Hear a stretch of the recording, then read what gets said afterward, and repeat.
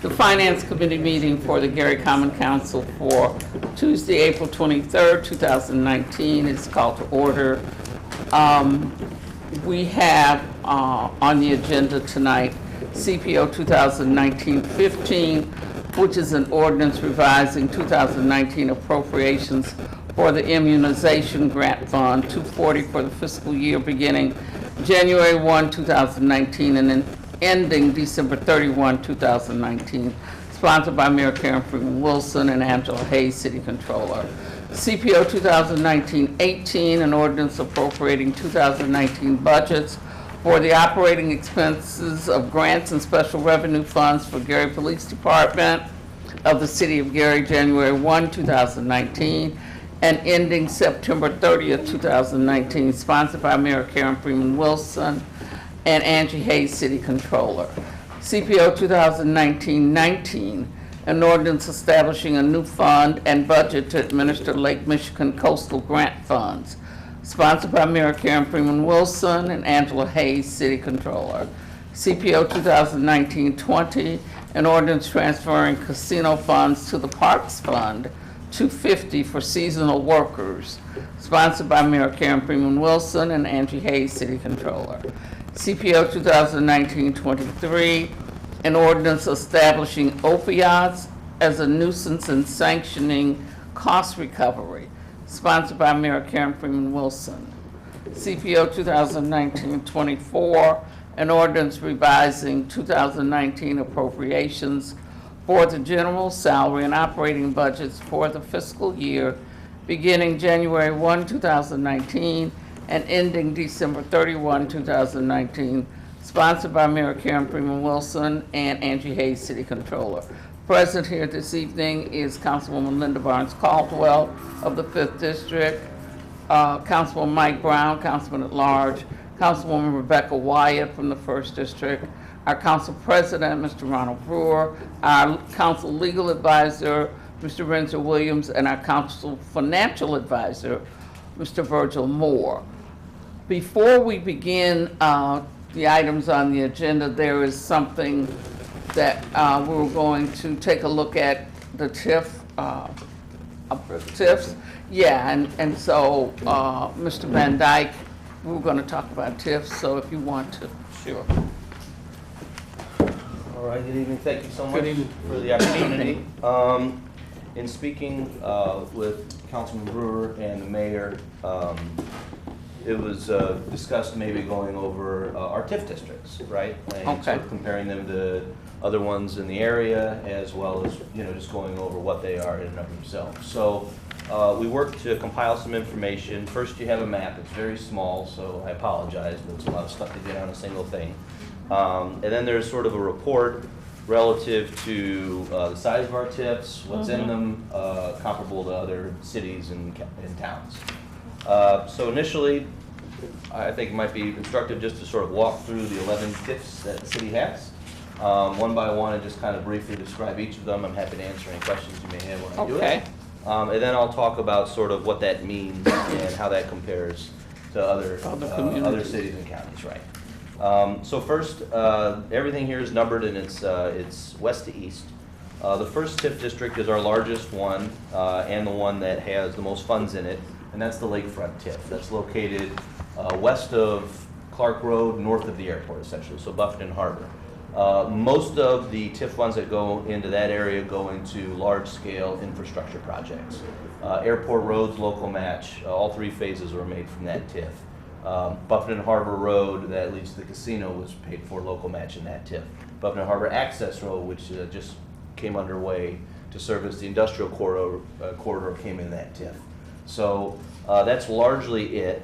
Really it's for industrial infrastructure to the extent that TIF can be used for economic development incentives. It's available there. Currently there aren't any that's associated with that particular TIF, but as Buffington Harbor develops more, that's a tool we can use as we put some much needed infrastructure in that area. The second TIF directly to the west is the Kirkyard TIF. This was established as Mayor Karen's administration came in 2012. This is Canadian National's American headquarters. So this is the Kirkyard. Most of the TIF districts we have have a single project, and all of the tax increment that's generated from that project go back into it to pay off debt. That's what the Kirkyard is. So this is the CN's new office building and rail switching yard, and all of the tax revenue that's generated from that project goes into paying off those bonds. To the extent that that project generates more revenue than the bond payment, it pays off the bond early by being added to the principal of that project, and you'll see that a couple times. The third is established in 2016, the Northwest Indiana Industrial Center TIF. This is the Ivanhoe project. So we worked with the Housing Authority back in 2016 to acquire what used to be Ivanhoe. We put a TIF district around it, but right now it's still city-owned. So there's nothing in the account, it's not generating revenue, it's just in advance of economic development. And right now there's a abandoned rail corridor, the same line that was taken down on Broadway over Chase Street right there. And we're working with the rail operator over there to remove that rail overpass to provide truck access to the site immediately south of the Bud plant. So that's sort of the last piece of that. Once that's removed, we've had a number of discussions with people who work in food processing, packaging, light industry about potentially moving into that site, but that's an infrastructure barrier to that site at the moment. Fourth is Truck City. This was the relocation of the Truck City dealership. Again, this is one of those projects where all of the increment generated goes back into the project. It does generate more tax increment than the bond payments, and it will be paid off early as a result. 5 is County Market. That was a TIF project established in 2004 when they built the County Market Plaza and the grocery store over there. You'll see that that's actually worked pretty well, and new construction is underway right now, as well as a number of new convenience stores, a bank, dialysis center, what's the sandwich and pizza shop over there. All that's new, that's in that TIF district. Number 6 is the Consolidated Area District. This is the second largest one we have, and this is another one that's relatively discretionary in terms of how funds are spent. There are certain dedicated projects paying toward Hudson Campbell renovations for one.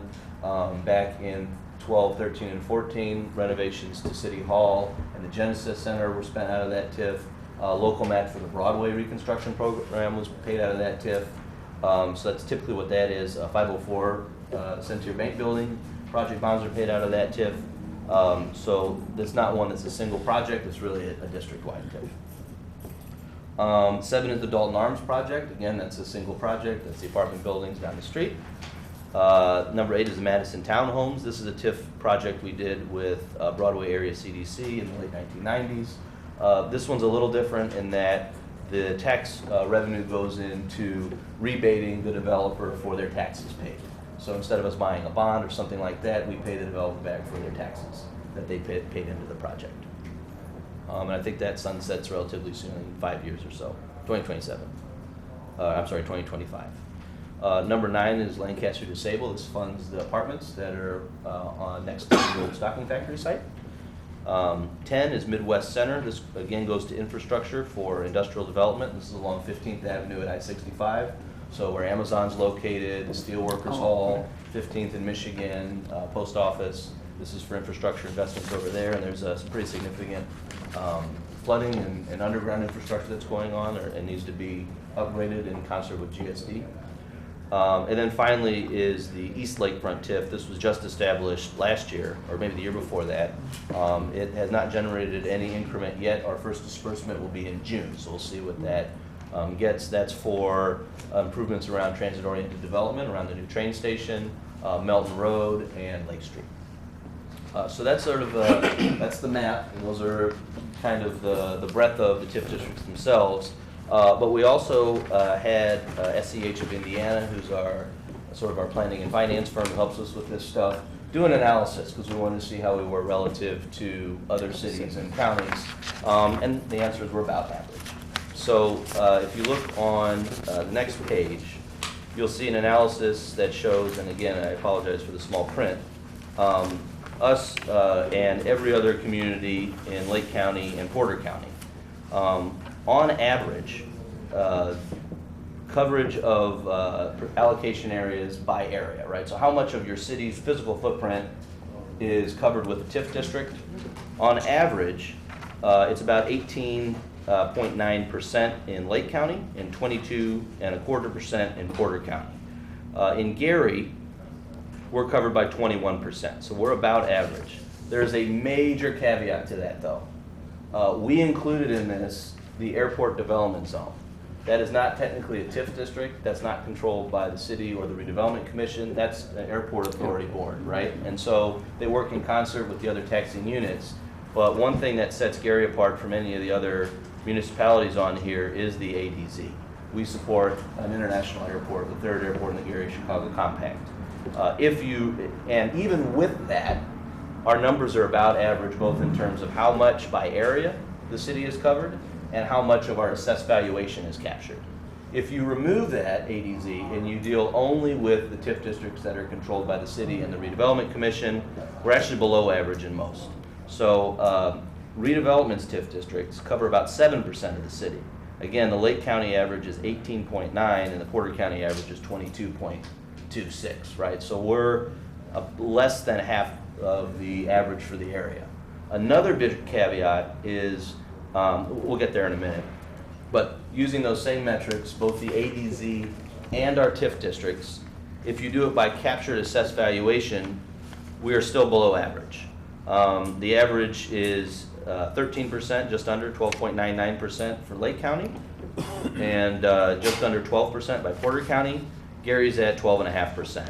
Again, that includes both the ADZ and the redevelopment TIFs. If just redevelopment, we are half of the county's average at 6.7%, and far lower than Porter County's at 11.78%. So again, the misconception is there's a bunch of TIF districts, it's undermining our ability to do other things. That's simply not true, and the numbers bear that out. Another way to look at those is on the next page, where we have an accounting via bar graph of local land area, right, total municipal land area, and how much of that is covered by a TIF. In our case, we again added the ADZ. Obviously, we are easily the largest city by area in the county, and by percentage, we're about average in coverage, and you can see that represented on the bar graphs. And then on the next one, this is as a percentage of total area. The other one, again, is a little bit easier to compare because now we've normalized for size of municipality, and at least in Lake County, we are below average. Only St. John, East Chicago, and Winfield have more TIF districts by area than we do. When you use the ADZ, it puts us up to Crown Point, Hobart, and below Munster, Schererville, and Whiting still. Whiting is an outlier because the BP plan is entirely TIF. So when you look at what their captured AV, right, assessed valuation is, their captured value actually exceeds what their city's value is. So they have more money in their TIF districts than they do in the rest of their cities' taxing units combined. So that's sort of an anomaly, but everything else is pretty consistent.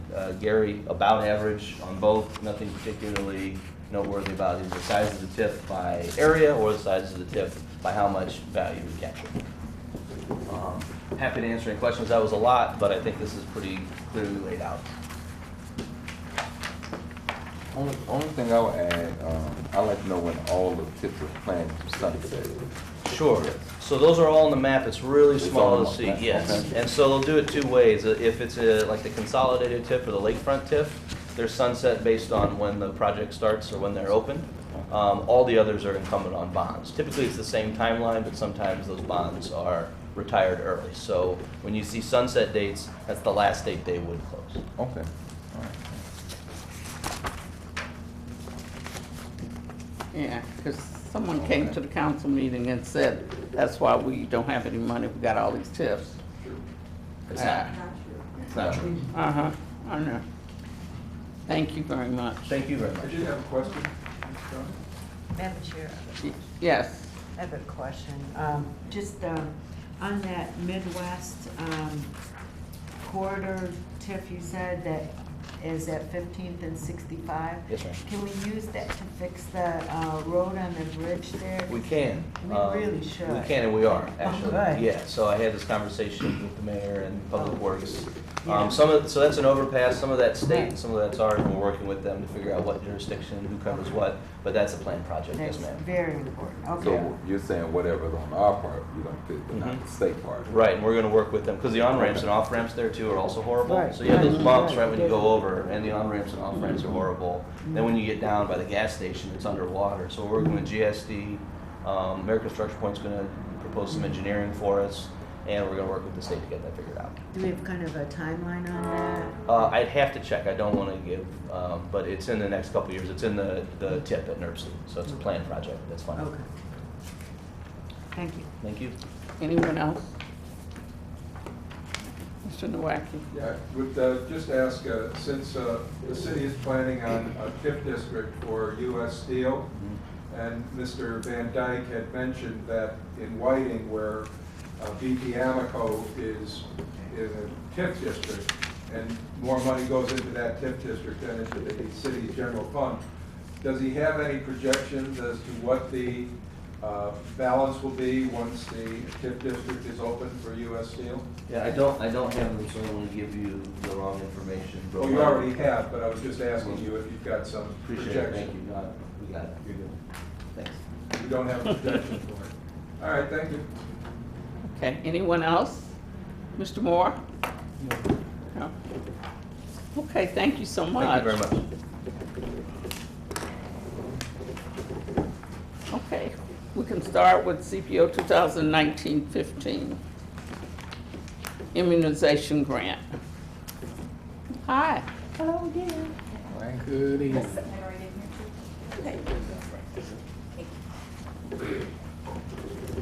Okay, we're here requesting an ordinance to modify the current 240-708 immunization budget. The state, immunization department, the state, we petitioned for some funding and they gave us $40,583 for the year of 2019. And with these funds, we are going to reimburse the general fund for, I think it's the 20, let's see here, the 25,700, and I think that's $49. And that is paying for the medical tech that we have in that position with the city. And the other will be for supplies and travel for that department. So.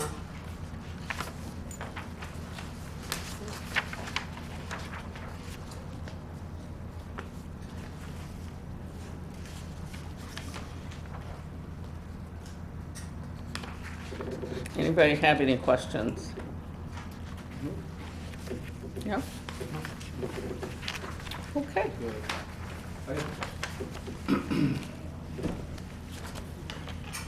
Yes. On the item for travel and education, it shows the council approved 3,000. It shows the increase for 6,000, for 3,000 for a total of additional $6,000 for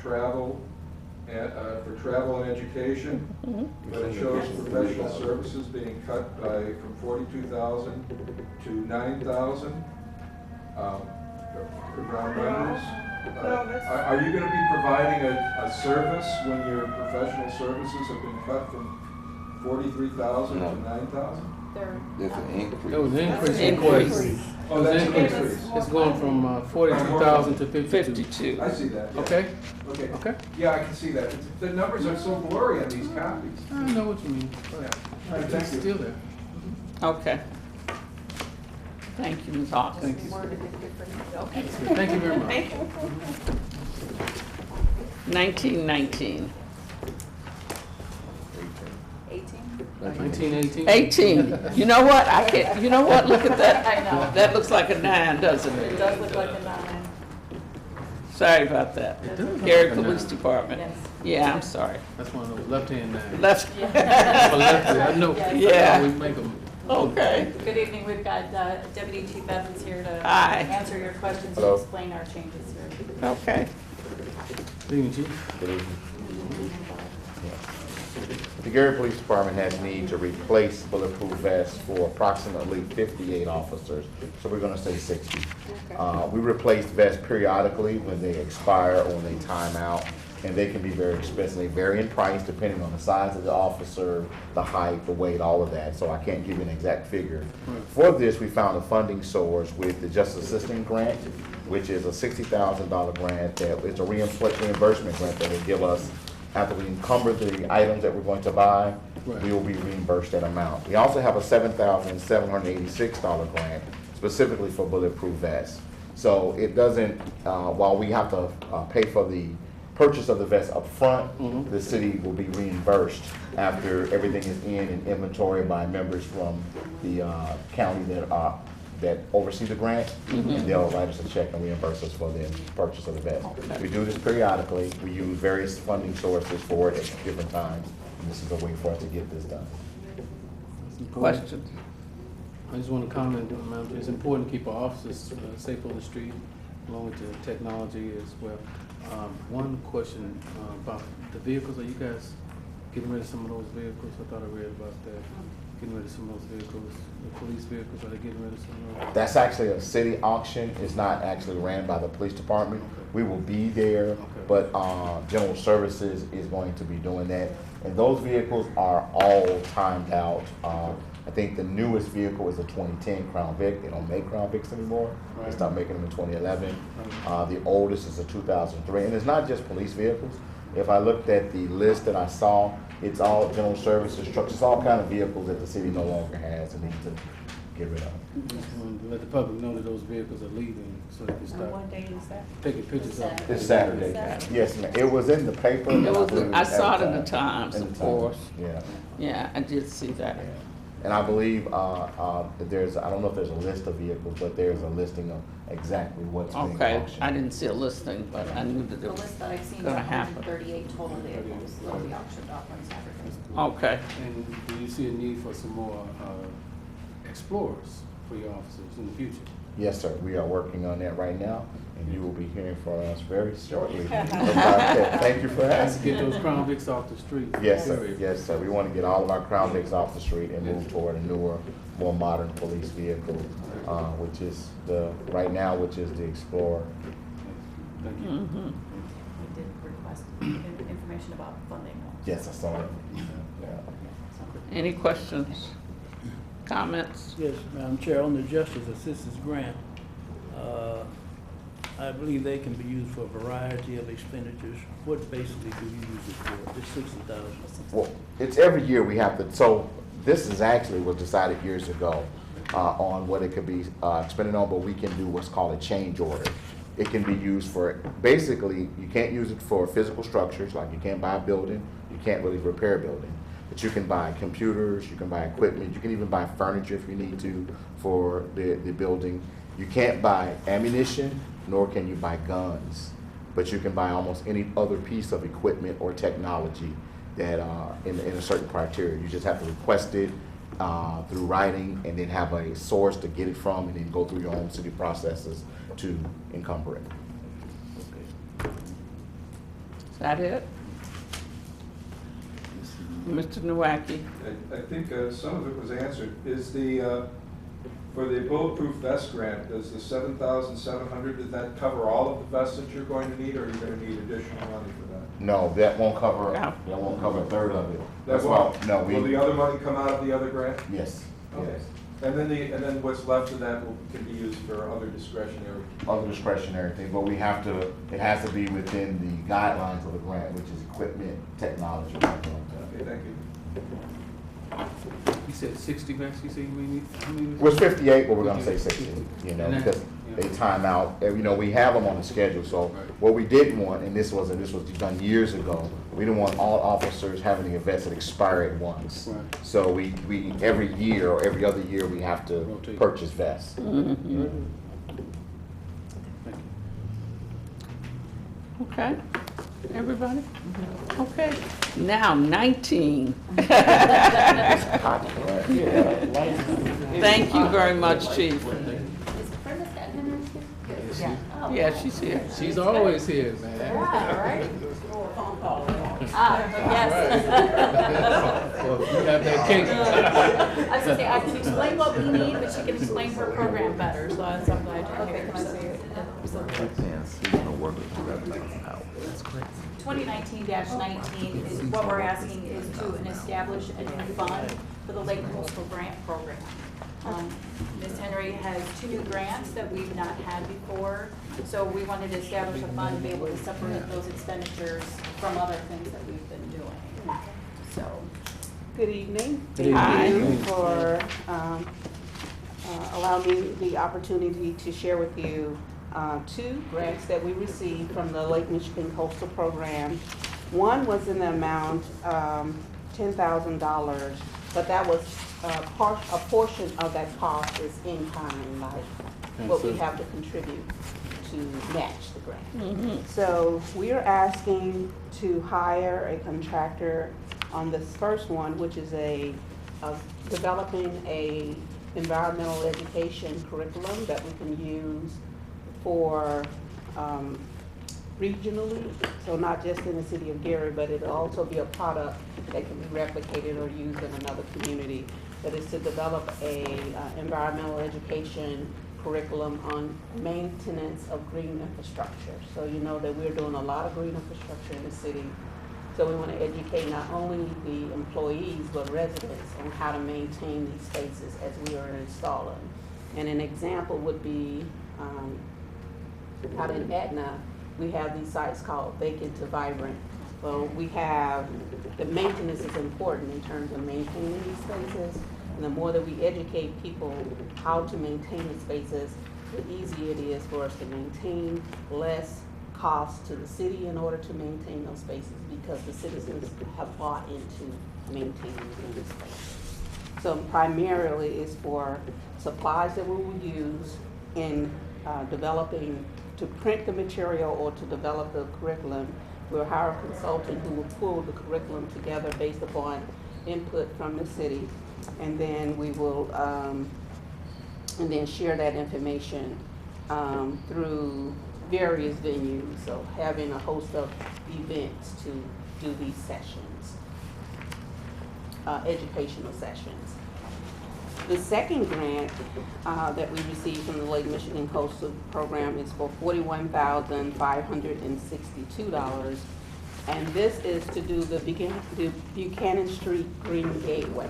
So we've identified an area over in the Horseman. As you exit the toll road, there are several parcels that are owned by the city. This is a project that we're working with in cooperation with the Redevelopment Commission. But they are allowing us to do green infrastructure on these sites to create a beautiful entry into the city by using native landscaping. Oh, okay. And we hope to start construction this summer. Okay. So that's all I have. If Anybody you have any have questions, please. questions? Yes. Yeah, so why do you, for the first grant, why do you want to have the education program go outside the city of Gary? So that's kind of like a requirement of the program, the funder, which is the Lake Michigan Coastal Program.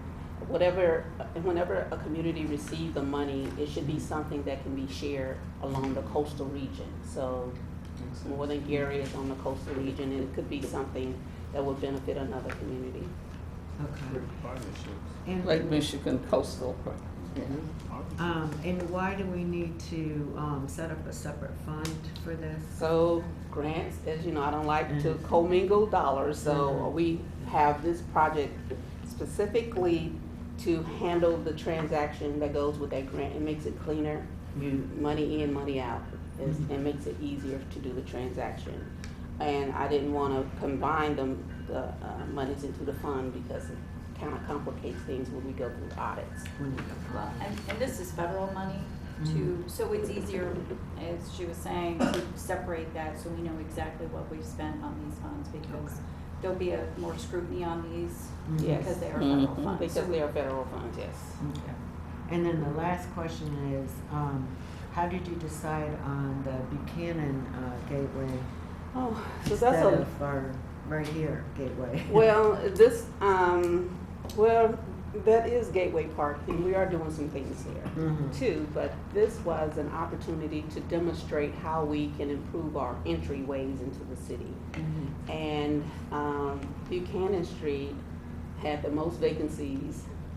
We were already working with a group through the Creating Livable Centers grant that plan that was developed for that particular area, for the Horseman area. Councilman Profo had been working with us to do projects in his area, so it just kind of worked that way. And most importantly, it's right on the little Grand Calumet River, Mhm. which is also within the coastal area.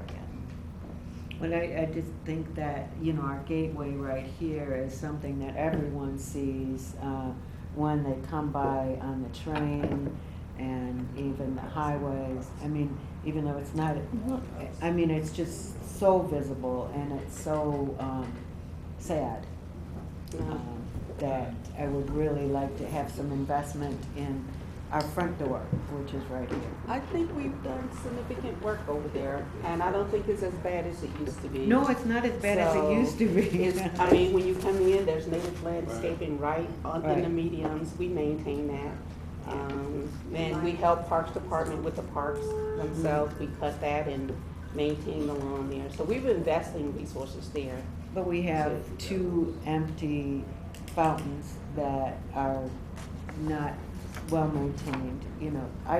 I just notice it because when I come in on the train, people comment about it. And We'll work on that. it's uncomfortable. Councilman Thank you. Wyatt. Madam Chair, while I agree with some of your argument, every exit or entrance in Gary needs to be taken care of. So Buchanan Street is just as important as all the others. So I think if we can figure out a way to maximize on the various entrances and exits of our community, we need to do that, especially if the grant money is there.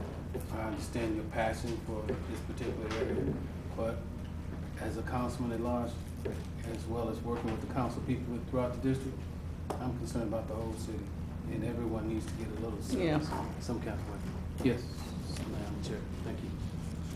Mr. Nowacki.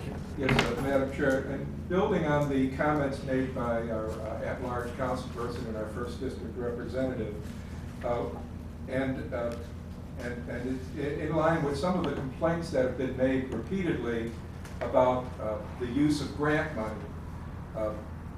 We see these ordinances passed, but we never get a report on the condition of the grants that have been spent. For instance, would it be helpful to the council if our representative from the Greenway, whatever she does, had Green urbanism.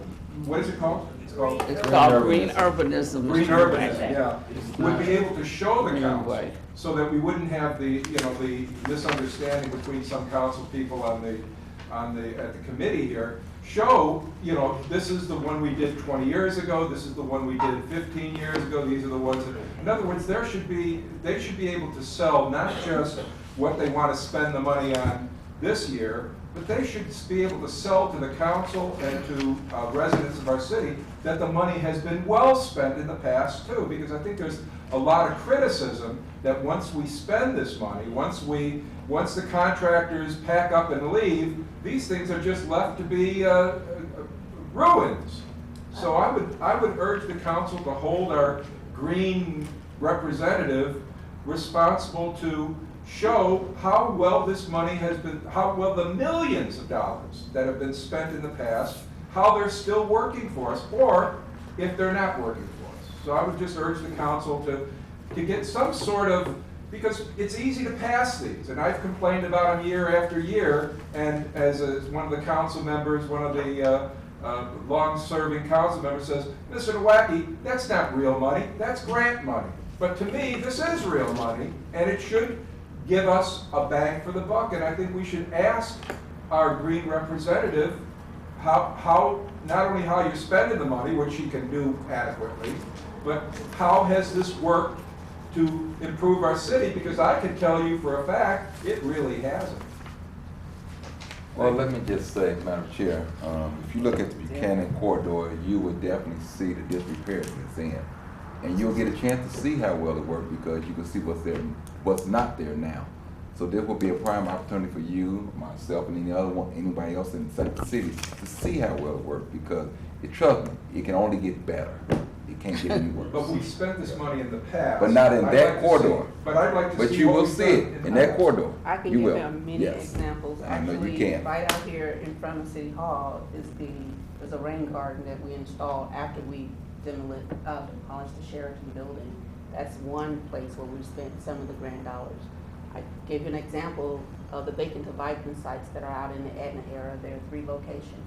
I hope you take some time out to go visit them, but you are always welcome to ask me for a list of the sites where we have done green infrastructure, and I will be happy to share that with you. Well, I think I walked the bicycle path, and I gotta tell you, it looks pretty ragged. Well, you haven't been there lately, because it doesn't. That's all. Madam Chair, I would just like to say, there are other communities that embrace green urbanism. Maryville, they have a separate building for their green urbanism. Crown Point, we have it as well. And I think we need to wake up and get with the rest of the plan, because there's already a blueprint in place to support this. And so we don't need to just, not be supportive of it. She's made it perfectly clear from a grant perspective, and I do understand grants very well, that you don't commingle. She's gonna focus on just what that specific grant says for her to do, and that's what we'll focus on. And let's take a positive attitude that something good's gonna happen. As I said yesterday on the radio, we need more positive energy. If you're gonna be negative, God bless you, but that's not gonna work here. Thank you. Ms. Henry Yes. has an excellent track record. Uh-huh. Yes, I followed her with her green urbanism.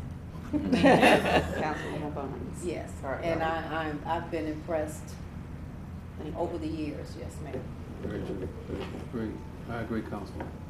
So. Thank you. Try. Thank you. Okay. And if you would love, I would love to share what I do anytime. Actually, what I will share is a spreadsheet that we have a list of all of the green projects that we're doing in the city, including urban agriculture, and share that with the council so you'll be aware of what we are doing with the grant dollars that we're receiving. One quick question, what can we do with those fountains that's out there? I know that there's some plumbing issue, but what can we do just above ground to, I know there is a pumping system that you can put in place. Oh, I see the park superintendent back there. He's here. All and right. We've been working to identify alternative uses for the fountain. Plumbing is the biggest issue Yes. going on with there. Right. It's really strict. Actually, we tried to repair it maybe about 3 or 4 years ago, and it was just, we didn't have the budget to fix the fountain, and it was actually, I think we could have had better use for the dollars than to repair the fountain. Someone has suggested creating gardens. They've had other uses that they may want to do with the fountains, but we, I'll leave that to our park superintendent, and I would gladly support him in whatever he's trying to do that will beautify that area. But we have tried things, and the plumbing is just beyond repair. We just should just do something with that. I don't know. Is it? That's true, right? So it's a big investment to put the plumbing back in. Good evening, everyone. Good evening. I don't know if I should necessarily. We've been working with somebody to identify resources to help not only with Gateway but the fountains as well. So the issue with the fountains is the pump system. It's completely gone. We've had a company, a Gary-based company, come in and remove the pumps, do an assessment for us. They determined that the pumps are no longer, the parts for them no longer exist. It's not feasible, or it would be way too expensive for them to find replacement parts than it would be for us just to install newer, more efficient pumps. So right now we're just waiting on a number from that company to provide to us, so then we can go back and see about getting that work done.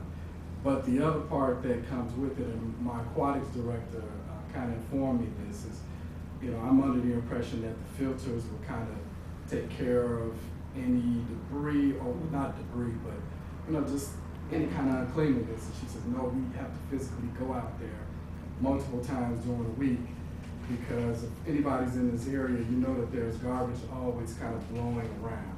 And she says, we'll have to go out there multiple times a week to remove the garbage. It'd be like, if you had a pool, you would get that out. So it's a work in progress. We're working on it. Thank you. Okay. Okay. 1920, parks seasonal workers.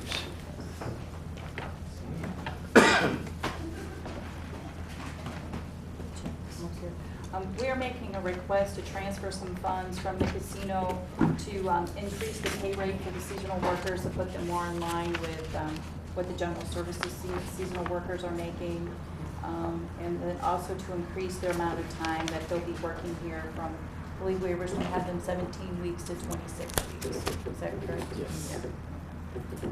So the way it worked before is, so we're keeping the same amount of groundskeepers. There are 8 seasonal groundskeepers. But in order for them to last throughout the season, we had to stagger the way we hired them. So we would maybe do 3 to 4 early in the season, then wait a few weeks, hire an additional 2, and then wait a few weeks and hire an additional 2. So this one gives us an opportunity to hire everybody at the same time, and we get off to a really good start as a result of this. So we don't fall behind schedule. Well, we won't fall as far behind schedule because we're beholden to the weather as it relates to the maintenance of the parks. But this gives us an opportunity to get out there early and get things while they're low. No dead grass being, in the parks or anything like that. So it gives us a really good opportunity to get off to a good start as it relates to the park. Madam Chair? Yes. Are any of these workers working now? Have they started yet? 4. 4 started? 4. But they're still under the old rate. Right. So it won't, unless you all approve anything, that won't go into effect. The rates or the extension of time. Because I think they were hired in at $8.50, $9.50. From $9.50 to $11 an hour. I personally myself have a problem with seasonal workers being at $11 an hour. I just personally myself, I think we need to get much bang for our buck with our seasonal workers, and if we can grab an extra 2 people out of a lower rate, I think we need to, because of the condition of the city. That's just my personal opinion.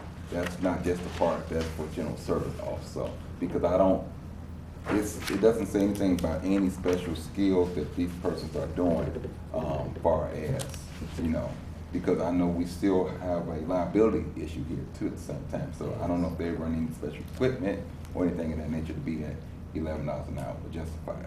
They do. So the mowers themselves are, it's not an easy thing to do. I actually had to do it myself, and luckily I didn't have the blades going while I did it. So we take them through an extensive training at Gleason prior to them even going out into the parks. We also make sure that they're able to recognize any trouble spots as well. There's training that goes on with the weed whackers and the chainsaws. We don't allow anybody to be able to do that. I understand your question about the hourly rate, but I guess the challenge that we had is, unfortunately, the pool is smaller when you advertise that you're looking for groundskeepers at a certain rate. There's only a certain number of people, because it's really hard work, who are willing to work for $9.50 an hour. Mm-hmm. And so the thought was, in addition to just kind of trying to be on par with what General Services was doing, because we were, last year when you all implemented this with General Services, we were kind of scared that some of them would go over because the hourly rate was that much better.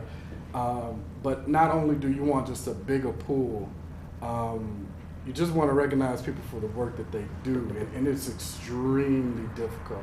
90, 100 degree weather days. It's really hard work to do. Yeah, I say that because we have some workers that's not making too much more than this. And this discussion have come up to me with other workers. Say, hey, this guy just coming on, he's making just as much as I'm making. And does not have the skill set. And it almost puts us back to the position with police and fire when we did the raid. We took everybody at a rate and we didn't stagger it. So the new hires came on at the same amount. A guy been on 10, 15 years making the same amount of money. And what we should have did as a body, we should have staggered it. Okay. And I don't, you know, it kind of we're putting ourselves back in that predicament again. So, and this was something that Angie and I talked about. These people make less than our parks maintenance staff, who are making upwards of $12 an hour. And to your point, one of the things that oftentimes is not taken into consideration, your hourly rate may be close or similar, but for our full-time guys, you know, you're also getting benefits. Right. So you're getting an additional, what do we estimate, an additional maybe $10,000 as relates to benefits, you know, with your perf, health insurance, all that stuff. So nobody ever sees that because it doesn't go directly into your pockets. So to them, it doesn't really make much of a difference. But in the long run, that's a huge difference as opposed to somebody who's going to be here 26 weeks out of the year. I agree. Madam Chair, Yes. the way the language reads now, that it's gonna have to be an amendment if it's not the intent of the Park Department to retroactively pay those 4 that have started working the $11 rate. Okay. If that's not your intent, then we have to change the language, because as it reads that the hiring will begin from April through October. And if it did, then they would have to be paid the $11 rate. So you either have to do that, or you need to amend it to read the hire to work from date of passage until October 2019. So they would not receive the raise retroactively if this was passed? They would have They would have to, to. the way this is worded, they would have to be retroactively paid at $11. And I think And if that that's was- your intent, that's fine, but that's not what I heard earlier. That That they was would the be intent. paid at a $9.50 rate. Right, and that was just to hire them in so they could get started. Okay, so you're gonna pay them the 11 retroactively. Yes. Then you can keep the language the same, but we have to approve and ratify the ordinance. It has to be approved and ratified. Correct. Okay. So that's 4 workers already working. Yeah. Yes. Who do we have supervising this group of workers? So the immediate supervisor is Claude Powers III. However, we have formed like a super group with General Services, so we have an outside maintenance team. So we kind of function together as a crew, and so not only do we take care of the park, but then we'll take care of the areas outside of the park as well. So if there are any 311s in that particular area, that the outside maintenance crew, whether it's debris removal, or maybe there's a vacant lot that they need to cut, within a certain radius of the park, they're able to do that. Can these people cut trees, cut down trees? General Services has the people to cut trees. They have a tree crew. We don't have, our groundskeepers don't have the ability. Okay. Did you say they have a tree crew? General Services does. And they do what? No, I'm serious. I want to know what they do. They cut down trees. They do have a tree crew that cuts down trees, yes.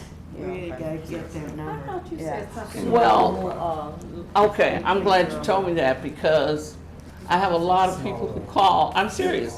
There are trees on Parkway The Right. city. that are creating a hazard. And I did not know the General Services has a crew to take care of those trees on the Parkway. Yeah, we have, like the tree removal we talked about, I'm more or less talking about like invasive, small invasive trees. Understand. So yeah, nothing bigger. But you're not talking about real trees. But General Services. General Services does have, okay. Right, okay, good. Can I, Madam Chair? Yes. So I would just like to say, while I respect my president's concern about the pay, most states are starting to pass a $15 minimum wage. McDonald's has been requesting for quite a while. And as a former clerk, the minimum salary in my office was $10, whether you worked at the desk or you worked in the warehouse. People have to be able to make a living. Some of the people that complain about the part-time person making more money, those are the people that have benefits of full-time. So I respect that.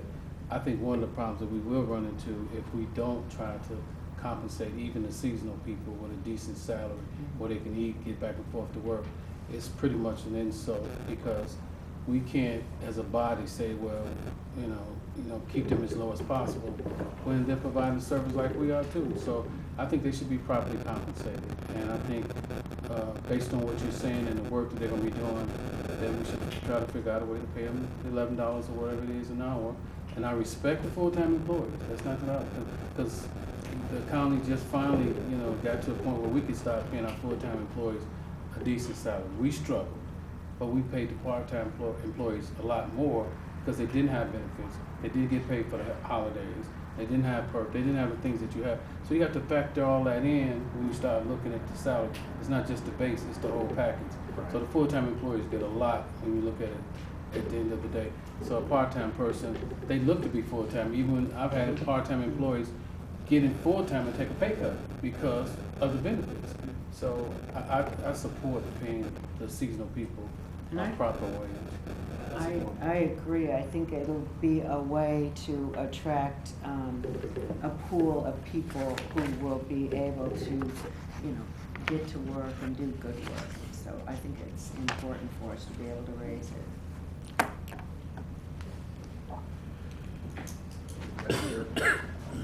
Yes, Mr. Nowacki. I do notice a budget, the park budget being proposed over $2,200,000.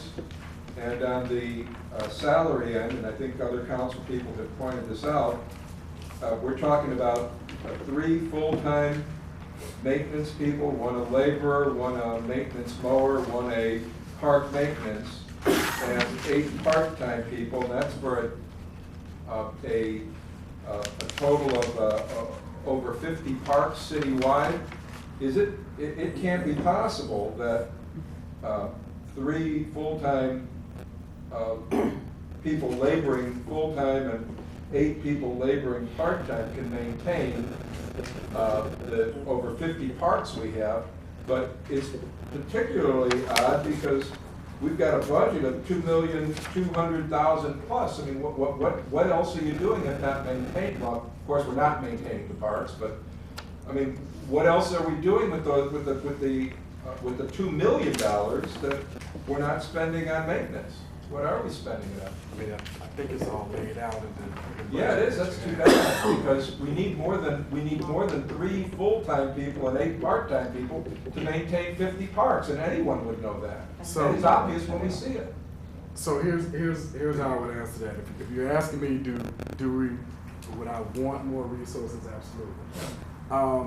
One of the misnomers about us having 50 plus parks is probably about half of them are really just tot lots that are less than a quarter acre, don't have any amenities on them, no park equipment, no playground equipment, no benches, no anything. They're just really small lots that were just kind of developed as small neighborhood parks. And so our challenge is to get to every single one of them. Can we get to every single one of them in a week's time? Absolutely not. We don't have the ability to do that.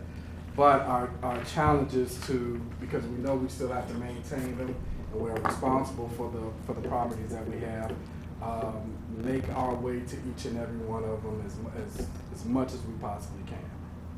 That's our challenge. So let me ask a question, Madam Chair. So is there a system in place to maintain the park that you all know that people are really using? Buffington Park, Townsend Park, Marquette Park. There are certain parks in every district where people use Reed Park. Right. What is the plan just to maintain these parks on a regular? So we have a schedule. Okay. I think our expectation is to do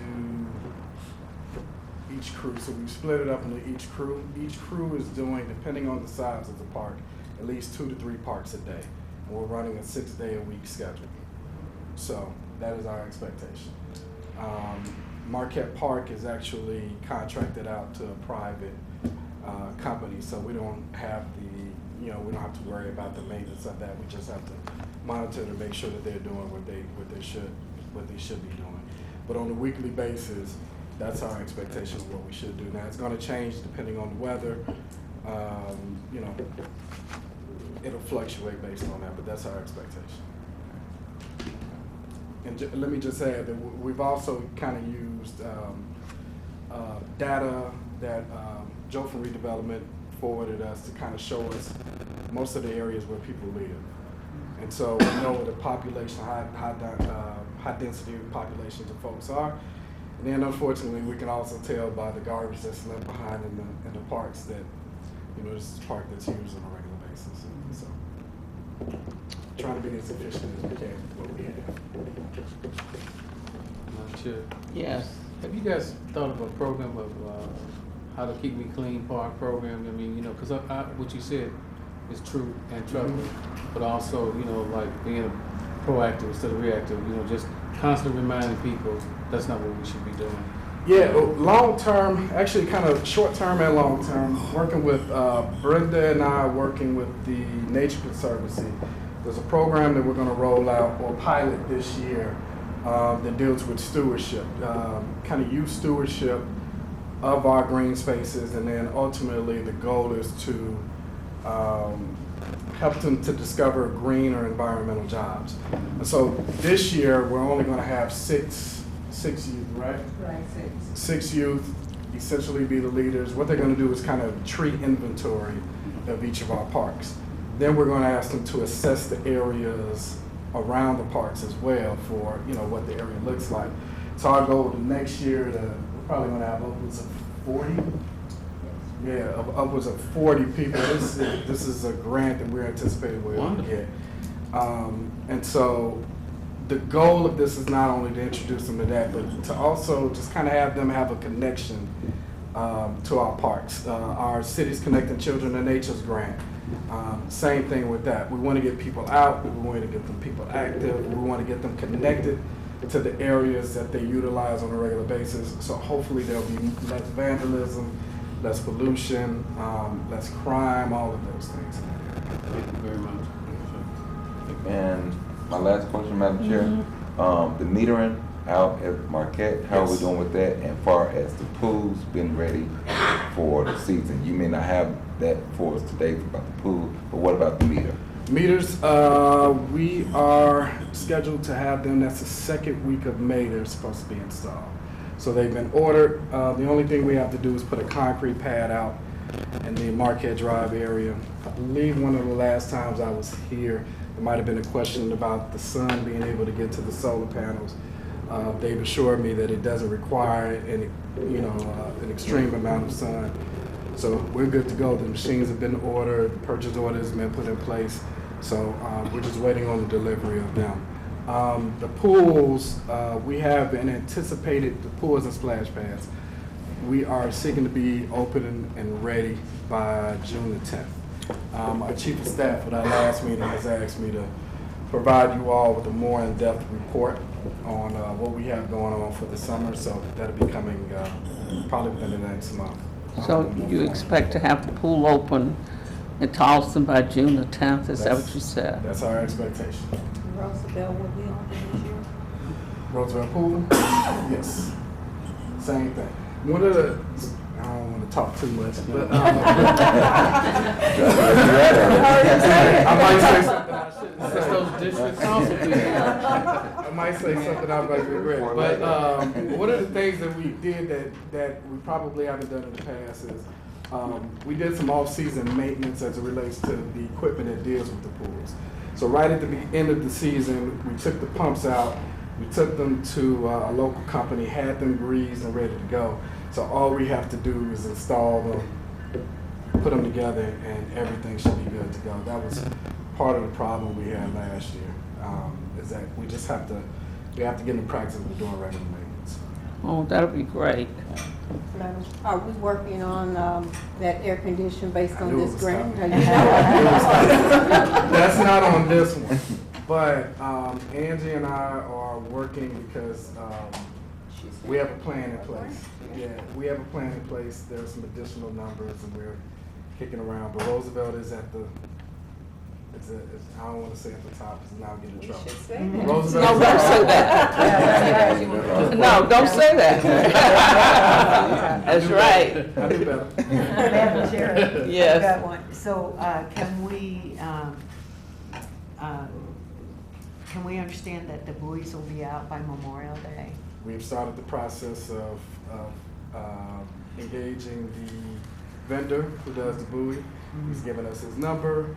We've put in for the purchase order. Number, So, the amount, the cost of it, you mean? Or It not was- just the phone number, right? Yeah. The total amount, it went down from last year to this year.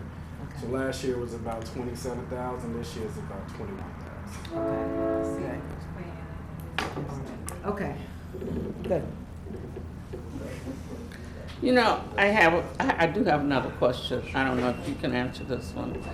Is there any way to find out if that water slide at Towson will ever be operable again? Yeah, we've actually had somebody, so the problem with it was last year, we had it going a few times, but there was water leaking from one of the pipes. I guess the sealing in the pipe had worn out. And so the pipe was directly over the pump itself. And so it would flood it and do all kind of damage. And we really wanted to get it up and going, but we knew long term it would be detrimental to the survival of the slide. Okay. So I tried Flexi Seal, all kind of stuff, it didn't work. We've actually, we've had a contractor to come out 2 weeks ago. Same contractor was looking at the fountain for us. He's giving us a number for that to repair that part so we can be up and running. Oh, that'd be great. It really would. I want to get on it. Okay, good. All right. Anybody else have any questions? Comments? Okay, thank you very much. Thank you. 23, I don't know, what are we gonna do with this one? Dana, for 23? Do you have anything on 23? I do not. Oh, okay, okay. Perfect. Okay, what's that? Good evening, everyone. Hi.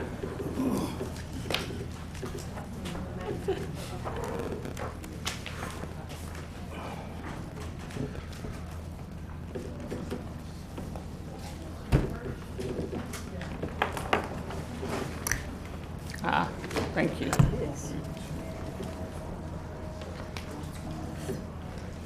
Okay, we're ready. Thank you, Madam Chairman. Good evening, members of the council. I'm Greg Thomas, I'm the Corporation Counsel, and I'm here to present ordinance number 2019-23. And the title of the ordinance is establishing opioids as a nuisance and recovery.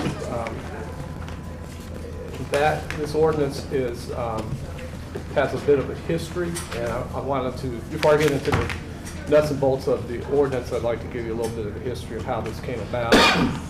The mayor had plans to sue the opioid companies about 2 years ago, and we interviewed about 4 law firms, and we selected Napoli and Skolnick. They're out of New York. They're a national firm. Their specialty is opioid litigation. They represent cities across the country in their opioid litigation. And just so you know, the lawsuit was filed about a year ago, April 19th last year in federal court. And the court was assigned it to a district in Ohio because they cluster all the opioid cases together in federal court. So we're in the Columbus district court. Since we filed the complaint in April, we've gone through discovery. We've taken depositions of the pharmaceutical companies and done discovery and all that stuff. So the case is progressing through the courts as we planned. Just so you know, Skolnick Napoli and Skolnick have taken this case on a contingency basis. So they're fronting all the expenses on the lawsuit. So all the depositions are covered, their travel is covered. They get their money on the back end if there's a recovery. So just so you'll know that it's not costing the city any money. In December, the court asked us to submit a questionnaire, and one of the questions was to stipulate what our damages were in the city of Gary from opioid addiction. And if you'll permit me, there's like 6 or 7 of them here. We've had to hire increased EMS personnel with the fire department to take care of emergency calls. We've increased costs to the city budget to pay for drug counseling and drug prevention programs. Obviously, as you've heard on TV, there's an impact of opioid abuse on public safety. Police and fire have incurred additional costs for that. There's increased caseloads in the court system. More people are getting arrested for drug charges. And it's had an increase in crime and negative impact to the quality of life in Gary.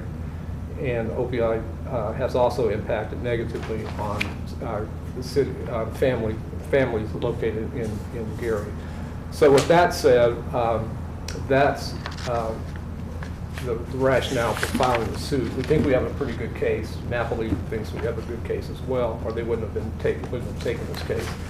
So their recommendation was to pass an ordinance, and that's ordinance 21923, that provides that if we make a demand to the opioid companies for damages and they don't pay, then this ordinance gives us authority to create a recovery fund to collect our money. The cost of all those things I just talked about, those are our actual damages.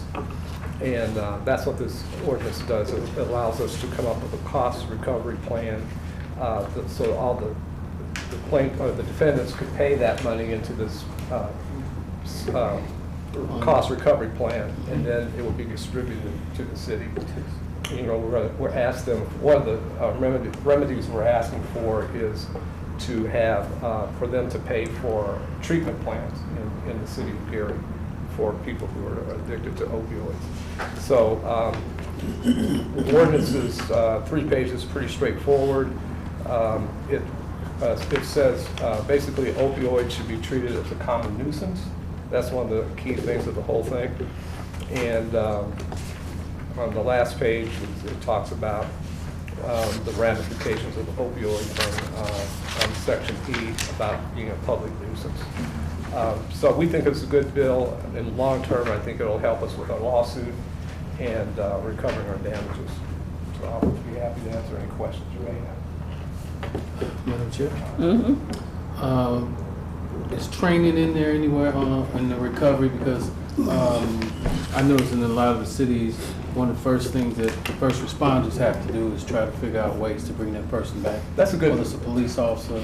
Yeah, that's a good question, and I don't think we've gotten to that point. We haven't drilled down to the specifics of what the recoveries would be, but I'll certainly I'm going to make note of that and pass that on to our outside counsel so that we can put that in the mix. Right, that makes perfectly good sense. Thank you. Also, the educational piece as far as the public. Yes, yeah, and the mayor certainly supports that as well. Okay. So both of those things will be rolled into a damage recovery. Okay. Yes. Madam Chair, the retroactive application provision within the ordinance, is that retroactive to the date of the filing of the lawsuit? No, it's to the date of the ordinance.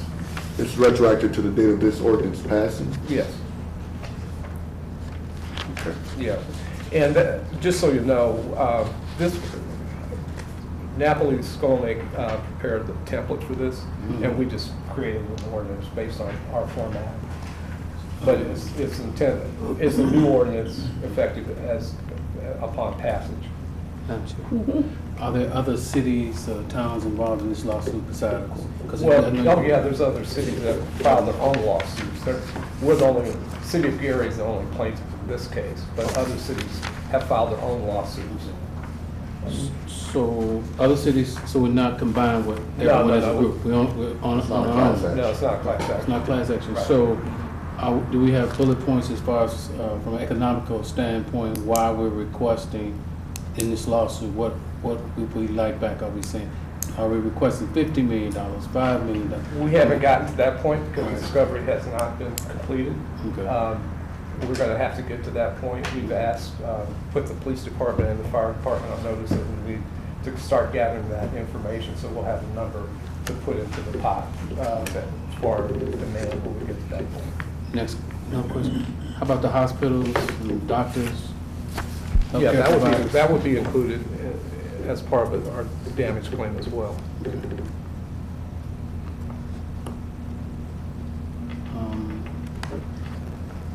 Schools?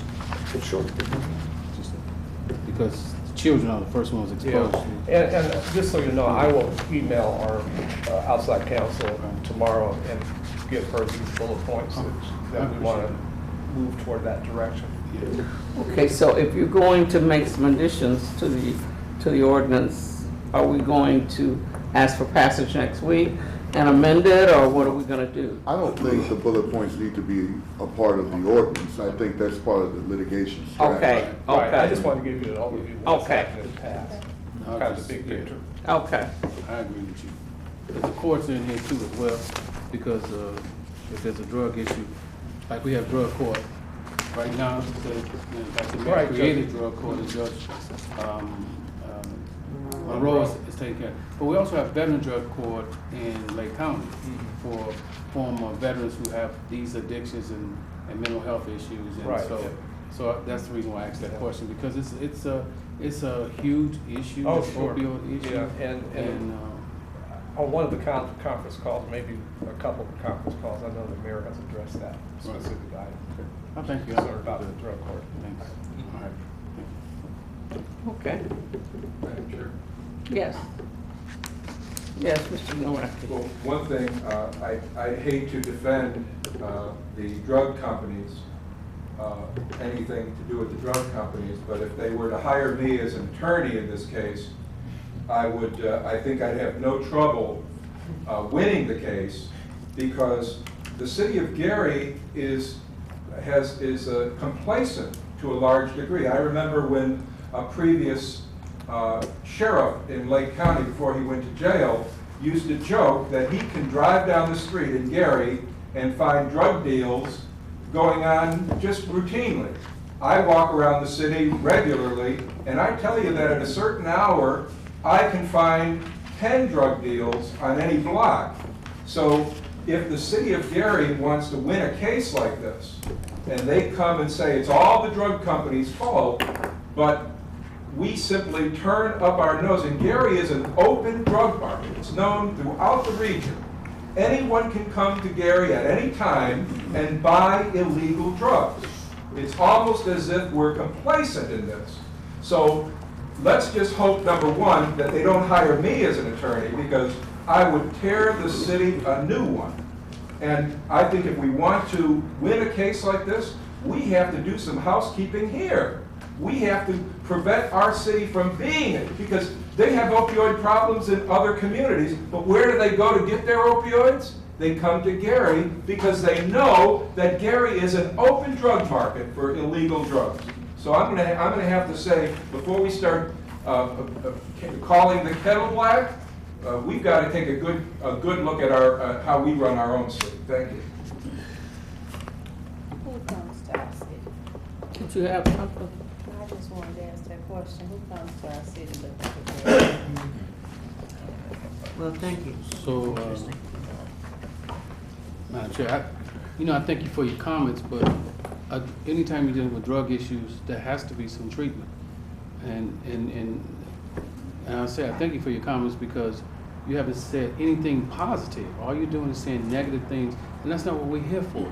We're here to deal with an issue, pass an ordinance to get people treatment.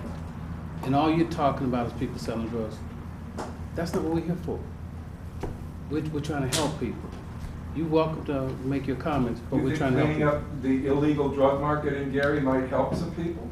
I think there's a drug issue across this country. I was so- gonna say, So you yeah. just might as well come to grips with all that, you know, no matter what. I what hope we get you on the community witness stand. you're- Okay, all right, I'm finished. Anybody else have any? One Mr. question, Moore? Madam Chair. Now, this is basically a cost recovery for the city. Yes, correct. Now, would there be any provision where perhaps a family has suffered as a result of opiate cause, that they might recover the cost? Not at this point, but that's something we can put into the mix, like a restitution for families, family restitution fund. Because we have kind of a clean slate. We can kind of craft an order that would cover that. Yeah, I think that would be Yeah, a good. I'll put family restitution. You take my paper clip. In some cases, that Mhm. very well may be warranted.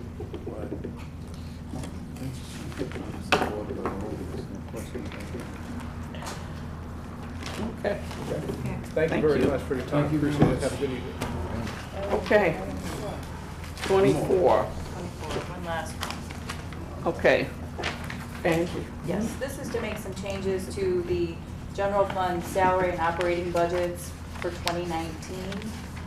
We included them both together because the changes kind of coincide. Chief of Staff and I will tag team some of this. The first one is the law department, so I don't know if you wanted to discuss that or if you wanted me to. I can start.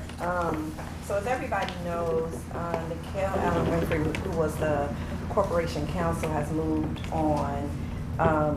Greg will move up to her position. That position was paid previously out of professional services. We are transferring those dollars from professional services to salary. Greg will be a salary city employee, and that's what that change is about. And it's the salary and all the benefit costs, perf and taxes are included in that.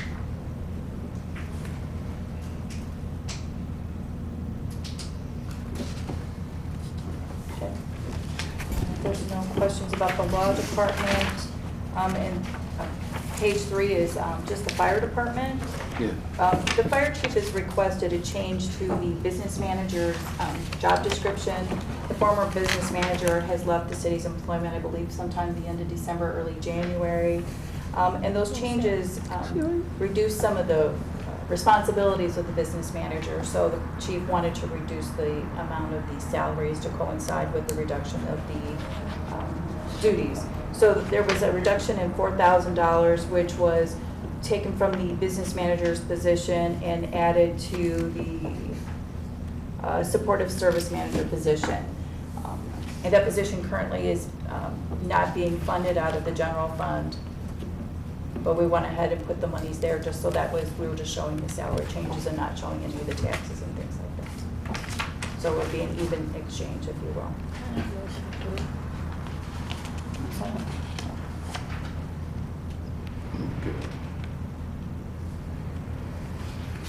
So do we have a business manager now?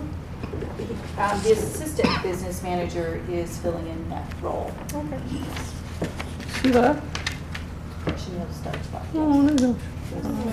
I didn't know In she was December, starting. early January, I believe. she left. Really?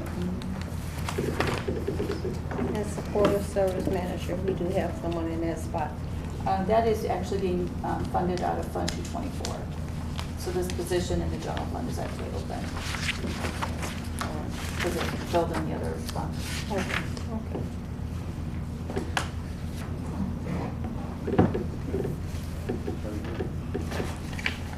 Questions on that page? Okay.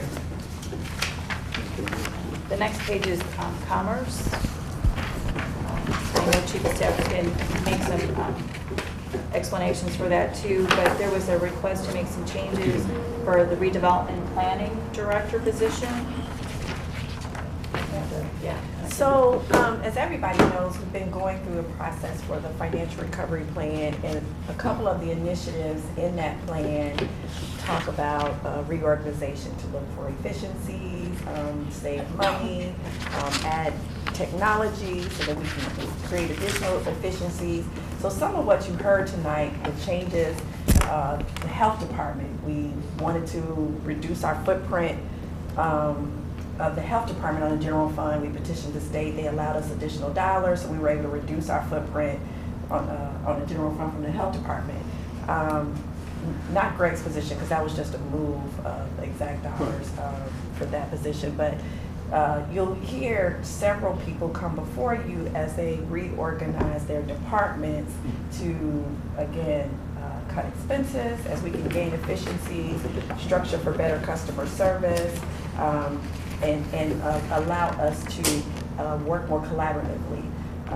Nate talked about earlier about an outside maintenance team, and that is really us taking the approach of, instead of having these rigid lines between what Parks does and what General Services does, we're looking at outside maintenance as a whole, and how can we deploy resources in a more efficient manner, no matter whether they're cleaning a park or whether they're cleaning a vacant lot or whether they're cutting grass here. So we're looking for ways to gain efficiencies across the board. So this one that we're introducing now has to do with the way we structure commerce, redevelopment, and planning and zoning. So there is going to be some reorg that's going to happen in several areas in those departments, but this is one of the first ones. We are, before we had a separate redevelopment department and a separate planning department. We combined those a couple of years ago. We are now restructuring so that planning and zoning are not only physically closer together, but their processes are more aligned. So we are going to have a planning director, no longer have a planning deputy director anymore, and we will no longer have a zoning administrator anymore, because the planning director will absorb a lot of those responsibilities. The rest of them will be allocated elsewhere. Well, Sarah, what is her position? She was deputy director. She will be planning director. Ms. Hurt, who was the zoning administrator, was retired. We're not filling that position. Okay. Sarah's going to take on some of that responsibility as we look to more closely align planning and zoning and create some efficiencies as people go through the site plan review and some of the processes to open and expand a business in the city. So this is one of the first moves that we're making, is to eliminate the deputy director of planning position, create the planning director position, and eliminate the zoning administration position.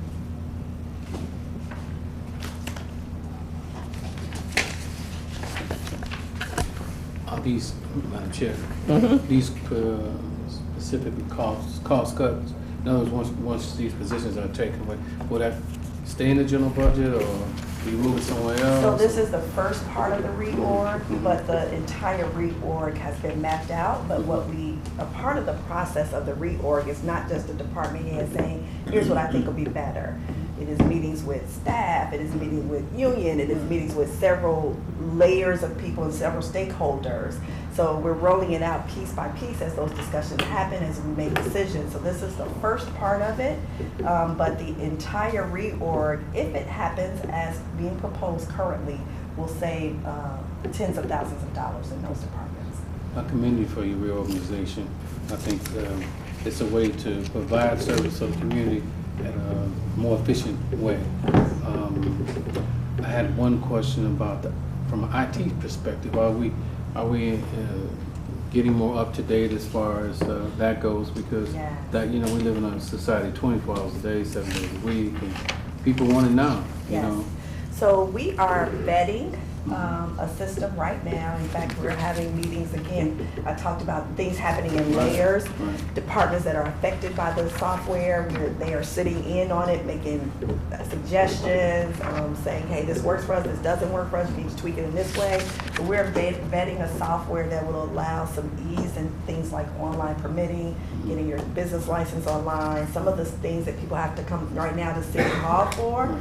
To allow several departments access to the system, all the departments that touch those pieces, access to the system, allows us to mine data from that system. So how many permits are we doing in this zone? How many permits are we doing in that zone? It'll allow us to mine some data around those numbers, and it'll allow people to do these things without having to come in the City Hall unless there's other steps that will require personal interaction. But it is not just a matter of moving people around. It is a matter of introducing efficiency through technology. Thank you, very impressive. Yes. Question. Going back to your law, who's the assistant city attorney 1 and 2? So the city attorney was Greg.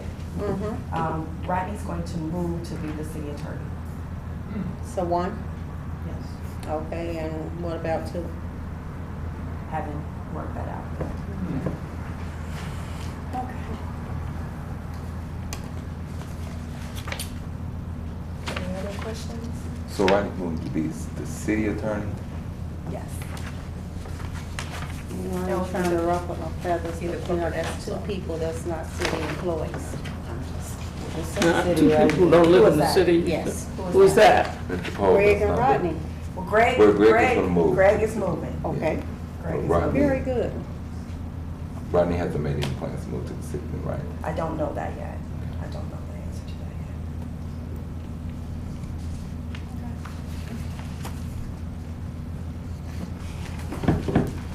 yet. Another question on that one, yeah.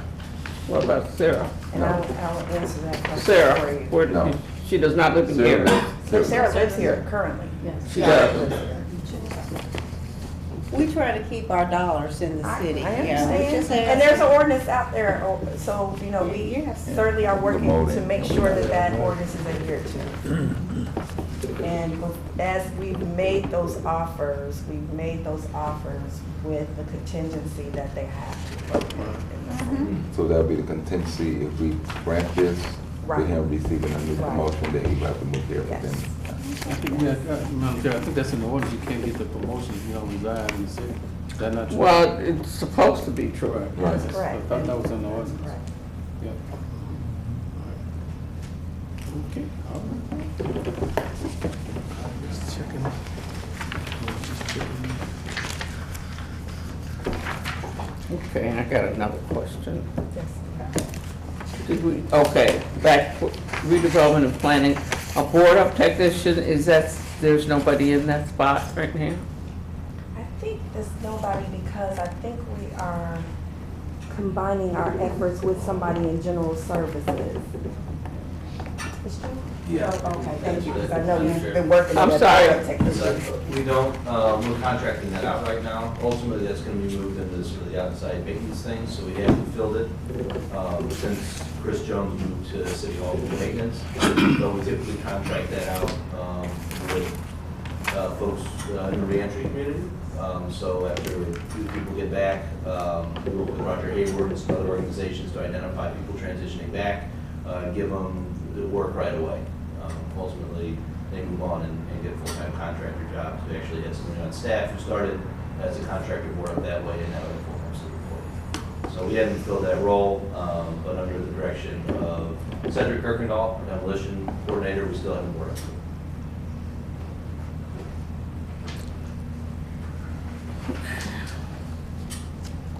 Yeah, well, that's an important position. It is. And he's always calling me for something to be boarded up. I'm always driving by something that Needs to be boarded up, right. Madam Chair, we should also remind our citizens to not take the boards down when they've been boarded up, too. Well, that too, yeah. Because I've seen cases where things were boarded up and you come back around and they've been taken down. and that's troubling Yeah, as I well. saw that this morning, and then I saw the man inside, and he explained, "Oh no, we just bought it." I says, "Okay, tell me something, cause I was gonna call again and have it boarded up." But yeah. Okay. So a little bit off topic, Right. since you introduced the subject, even then, I would just ask that you reach out to us because we have had people who say we bought it, but that is just an opportunity for them to strip the inside, and then if they haven't bought it, Okay. when neighbors start questioning them, they'll say, well, we own this now, and then they really don't. Well, I'm gonna say maybe yes, because it was a whole aluminum ramp put down. But, I don't know, but I will send that address in just to be cautious. Maybe you put down for easy access. Can't you, Councilwoman? Yes. Okay. Anybody else have any questions about this? Or comments? Mr. Nowacki? Yeah, I mean, I'm looking at the budget proposals, and with a single exception, I don't see where there's a decrease in the budget amounts. Is it because the printing is so small and I can't see it, or could you give us some idea where the city is realizing an actual saving in the bottom line by making the changes you're proposing? So as I mentioned earlier, this is one step in a series of changes. The net of all the changes was in the tens of thousands in savings. So you will see in subsequent meetings additional reorg changes. But in the budget you're proposing here, are we seeing those savings? Today? With the exception of one, I see one savings, but the others I see as a net. When you say you see one, I'm not sure. Well, I see one where it appears that the bottom line is decreased, but on the other ones I don't see any decrease in the bottom line. So what you'll see is movement across the departments. So where Commerce is losing a zoning administrator and redevelopment is losing a deputy director of planning, we're gaining a planning director, and the funds from the zoning administrator is making up the difference with some savings. So But it's you don't see it across- as a bottom line Yes, you saving. do, because it's across departments. It's in two different departments, but together, as I mentioned, they'll be restructured. So zoning and planning will be together, where before planning had been with redevelopment, zoning had been with commerce, they will be aligned together. But what I'm saying is, as I'm looking at this document that's being presented for the council's consideration, and I look at the budgets, and I look at the bottom line with the exception of only one budget, all the others appear to be just the same amount, you're moving some things around but the same amount. It doesn't seem, I don't see a savings in the document you're presenting today. Okay, so what I am saying to you is across departments with the decrease in the position, because the zoning administration is going away, planning director will come over to commerce, the deputy director position of redevelopment will go away. Between the removal of those two positions and the adding of the planning director, the net difference is a savings. Okay. In between two different departments, if you net them together, it is a savings. Okay, I don't understand that, but I'm just gonna get Would Oh you my just say, God. okay? I don't know what. Anybody else have any questions or comments? No? Good, good. Huh? Madam Chair, we're good because she explained to us that there are phases in how this is going to occur. Right. And it's a reorg, and I'm good with that. Okay. All right. Well, if there are no further questions or comments, that was the last item on the agenda. I thank you very much. The meeting is adjourned. Thank you.